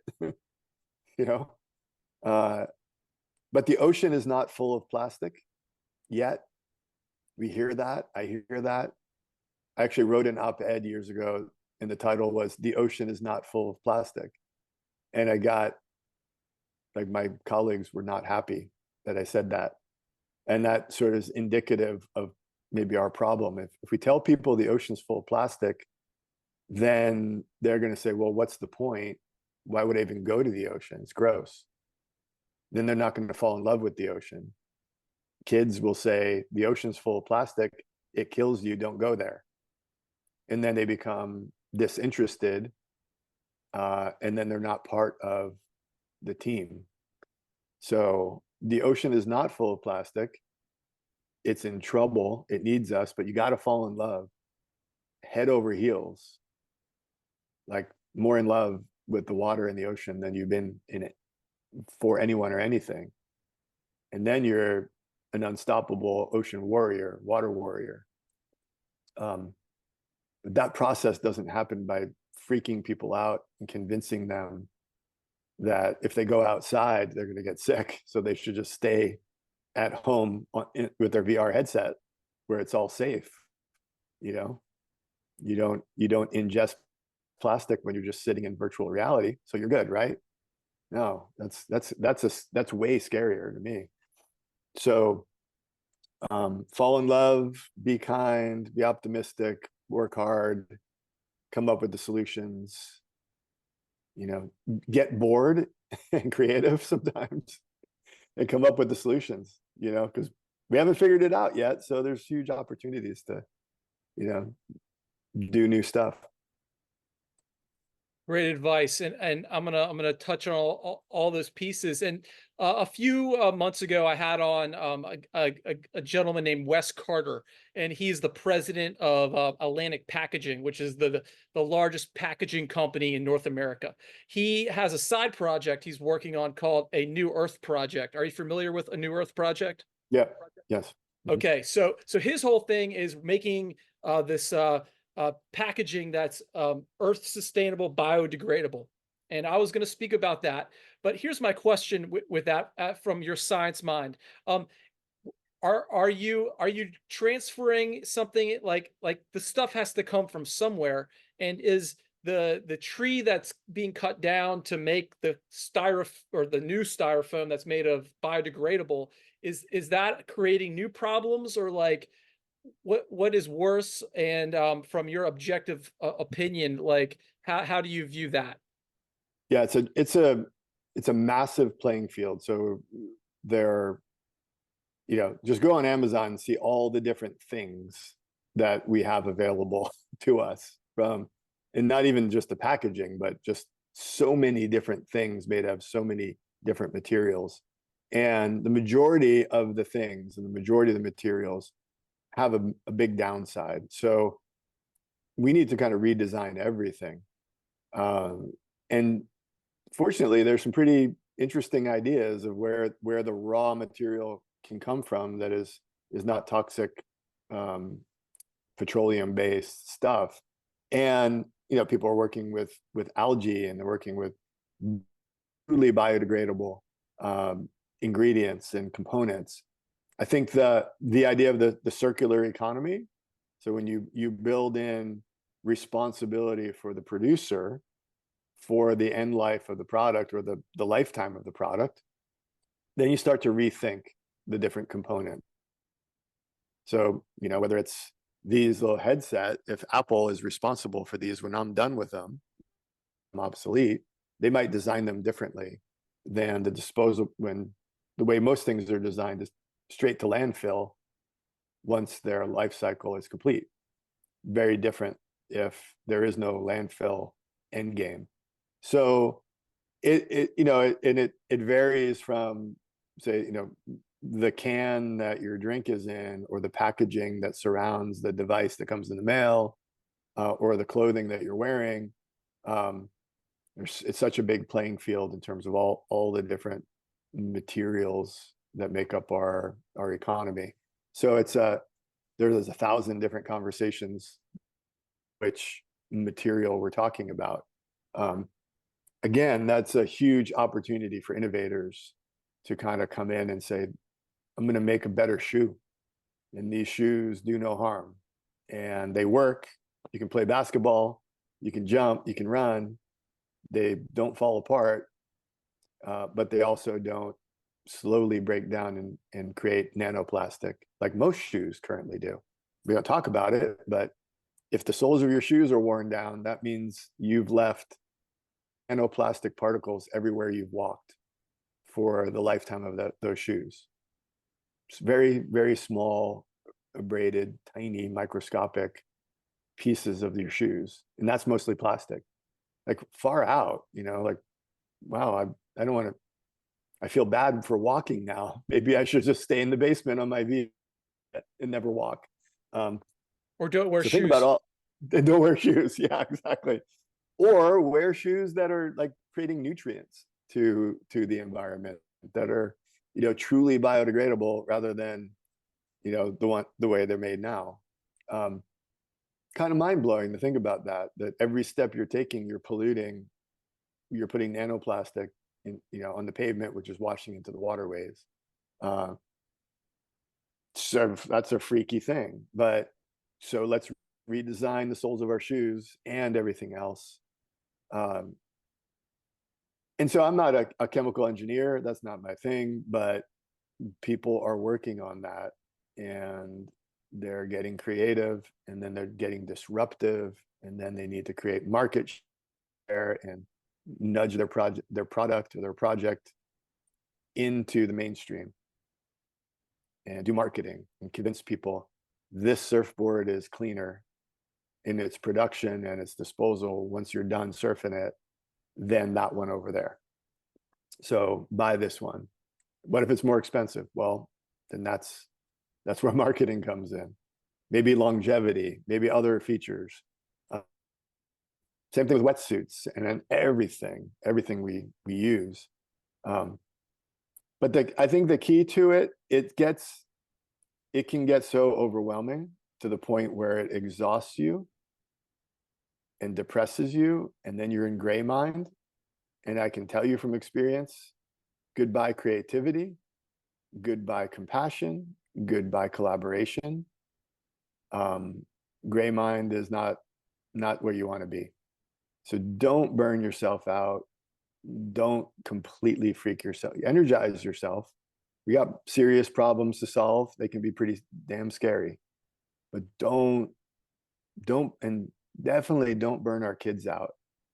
Like I see young people are already burnt out and they're 15 because they're hopeless due to eco anxiety, plastic anxiety, climate anxiety, extinction anxiety, and then just every other kind of anxiety. And they're 15 and they're not creative. They're not compassionate. They're not collaborative. They're not even sure they want to get to be my age. That sucks. Like we're doing that. So I think you got to jump in the ocean regularly, shake it off, come back and be creative. It kind of connects the dots on this plastic pollution issue. It's unhealthy people are not going to solve that problem. Depressed people are not going to creatively solve our big problems. Guarantee it. Wildly stressed out, anxious people, like frazzled, anxious people, they're not going to solve our problems and really solve them. No way. It's the cool, calm, collected, blue-minded, creative, compassionate, collaborative, unstoppable people who are going to solve the problems. That's who I put my money on. So be that, like understand your blue mind and then come at plastic pollution or overfishing or sustainable agriculture or racial injustice from this place of solid heart, grounded feet, connected to your water, healthy mind. That's the base. That's the base of sustainability. True sustainability is your emotional well-being. So there's another message for your students tonight. Crush that. And it starts again with the Bluescription, finding your own Bluescription and applying it, and then everything else will come.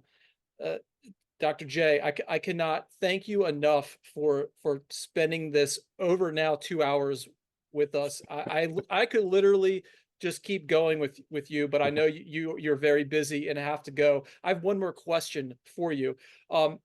What is the meaning of life according to Dr. Wallace J. Nichols? The meaning of life. You saved the easy one for last, right? The meaning of life. I would say getting in the water with the people you love. That as water beings on a water planet that, as far as we know, is unique in the universe. I think that pretty much sums it up. Being connected to the source of all life as often as you can with the people you care about is the meaning of my life for sure. Throw some music in there and some good art, like we talked about earlier, then you're rich forever. Yeah. So good, epic. And I have one follow-up PS question, if I could. Okay, so we evolved out of the ocean. We're somehow we're connected to dolphins. As the marine biologist, how did the dolphin leave the ocean and then get back into the ocean? And that's the missing link. I'm just constantly baffled by, like, what caused that group to go back to the ocean, and is that a known, or is that a hypothesis? I'd say the genetics and the people who study evolutionary history have pretty much dialed in that escape from the water to the land and then the return to the water by some of the forms, and dolphins being one example. But we all and carry around that water legacy. Like we are sacks of seawater. Like those birds flying around right outside the window, they're sacks of seawater. So we all of us terrestrial beings are carrying around that watery legacy, and that's really clear. And hats off to the people who dig around in the fossil evidence and the DNA and try to piece together millions of years of the past without really getting to look at it. That's some pretty interesting work in sort of evolutionary biology and cladistics is the field. Yeah, that's I'll send you a link that you can add in the show notes to the evolutionary history of marine mammals. It's and turtles, by the way. Even though they come from the egg. Well, turtles, yeah, turtles have a. I mean, they're on land. I mean, the cool thing about sea turtles is they have an aquatic existence, but they come up on to land and to lay their eggs. So they kind of have this land sea connection that makes them makes me love them more, I guess, is probably a short way of putting it. But turtle evolutionary history, separate from marine mammals, but also fascinating and ancient. So, well, I think that's another podcast in itself. yeah, Maybe we could yeah, maybe we could get together in about 6 months or so in the summertime and reconnect if sounds you'd great. be up for that, guys. Absolutely. Here's my signed audio book. We got this together a few months ago. Go out, pick up a hard copy, pick up an audiobook. You can download it to your phone. It is an amazing, amazing read. I'm going to put a link in the show notes. I'm also going to put a link to the Patreon. And that's awesome, guys. Thank you so much for listening. This has been episode 43 of Speaking from Water. And again, smash that like button, push the subscribe, do all those things. And until next time, peace. I got one more thing to add. Yeah, come bring it. Peace. Right Yeah. over your shoulder is the first photograph ever taken of our home, and it's called the Blue Marble. Right over your, there it is. Just on point. I'm just going to say that. Yes, beautiful photograph. And thank you for noticing. My dad, he was a professional artist his whole life. His second act was a high school digital art teacher. He just retired, and they were giving out stuff from the school building, and that was from like the 1970s in the school building. And he's like, "Do you want this?" I was like, "Absolutely," because that is the first one. Yep, that's right. Look, it's and what I love so much about it is it's Afrocentric. Okay. Like right. it's Africa and everything. We're so I got another one over here. If you see over there, and that's North America centric. And we evolved out of Africa, and I love how it's Afrocentric. And when the Hubble space shuttle, as I believe it was first taken, isn't that right? It looked back. It was Apollo mission. There we go. Yep. Yep. There we go. It looked back, and if in this blackness, there we were, blue. So yeah, that's right. And that photograph is the most reproduced photograph of all time for one reason, which is we love our home. So there it is, right over your shoulder, right above the door, where it ought to be. Yep. And it will stay there. Thank you again so much for joining us, Doctor. No, my honor, my pleasure. Always good to talk to you. Keep going. You're inspiring, and keep painting and photographing and producing and getting in the water. Big up. Thank you all so much. Peace.